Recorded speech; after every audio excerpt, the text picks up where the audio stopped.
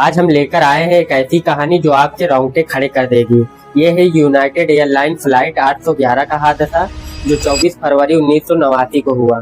22,000 feet की ऊंचाई पर अचानक एक धमाका हुआ जिसने सब कुछ बदल दिया।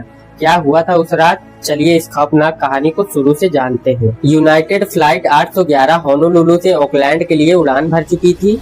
प्लेन में 337 यात्री और 18 क्रू मेंबर थे और इस प्लेन को चला रहे थे कैप्टन डेविड क्रॉसिन, जिनके पास 28,000 घंटों का उड़ान अनुभव था।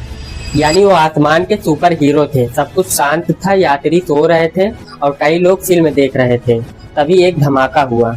ये धमाका था प्लेन के कार्गो डोर का, जो दाहिनी तरफ नीचे की ओर था। अचानक वो दरवाजा फट गया और इतनी ताकत से बाहर उड़ा कि प्लेन के फ्यूजलाज में 32 वर्ग मीटर का छेद हो गया। सोचिए, एक बस जितना बड़ा छेद 22,000 फीट की ऊंचाई पर प्लेन में हो गया। हवा का दबाव इतना कम हुआ कि केबिन में हर चीज हिलने लगी और सबसे खतरनाक बात, इस छेद ने पंक्ति के 8 से 12 की जी और एच सीटों को निगल लिया। 9 यात्री, जिनमें न्यूजीलैंड के ली कैंपबेल भी थे, और वो बाहर गिर गए। ये पल इतना भयानक था कि कोई सोच भी नहीं सकता था। बाहर ठंडी हवा, -40 डिग्री का तापमान और प्लेन में ऑक्सीजन कम हो रहा था। 2 इंजन डैमेज हो चुके थे। लेकिन दोस्तों, यहीं से शुरू होती है हिम्मत और होशियारी की कहानी। कैप्टन क्रॉसिन और उनकी टीम ने हार नहीं मानी। कैप्टन ने तुरंत इमरजेंसी डिसेंट शुरू किया। प्लेन को उस ऊंचाई पे ले जाने लगे जहां हवा में ऑक्सीजन ज्यादा हो। लेकिन मुश्किल ये थी कि प्लेन का फ्लैप सिस्टम ठीक नहीं था। लैंडिंग स्पीड थी 200 नॉट, यानी करीब 370 किलोमीटर प्रति घंटा। ये स्पीड सामान्य से बहुत ज्यादा थी। फिर भी कैप्टन ने प्लेन को होनोलुलु की ओर मोड़ा और एक ऐसी लैंडिंग की जिसे आज भी लोग चमत्कार कहते हैं। लैंडिंग के बाद सिर्फ 45 सेकंड में सारे यात्रियों को बाहर निकाला गया। क्रू मेंबर्स ने अपनी जान जोखिम में डालकर सबको बचाया।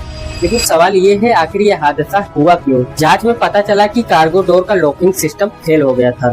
बोइंग 747 का डोर बाहर की ओर खुलता था, जो हवा के दबाव में आसानी से टूट सकता था। एक इलेक्ट्रिकल फॉल्ट की वजह से लॉक पूरी तरह बंद नहीं हुआ और ये कोई नई बात नहीं थी। 1987 में पैन एम एयरलाइन के एक प्लेन के साथ भी ऐसा हुआ था। बोइंग ने तब एल्युमिनियम लॉक्स को स्टील से बदलने की सलाह दी थी, लेकिन यूनाइटेड ने इसे नजरअंदाज किया। इस गलती की कीमत 9 लोगों ने अपनी जान देकर चुकाई। लेकिन एक और कहानी है जो आपको हैरान कर देगी। ली कैंपबेल के माता पिता केविन और सुसान ने अपने बेटे की मौत के बाद हार नहीं मानी। उन्होंने खुद जांच शुरू की, NTSB से दस्तावेज लिए और समुद्र की 14,000 फीट की गहराई से कार्गो डोर के टुकड़े निकलवाए। इन टुकड़ों ने साबित किया कि हादसा डोर के खराब डिजाइन और इलेक्ट्रिकल फॉल्ट की वजह से हुआ। इस हादसे ने पूरी दुनिया को हिला दिया। बोइंग ने अपने डिजाइन में बदलाव किए और सभी 747 प्लेन में नए लॉक लगाए गए।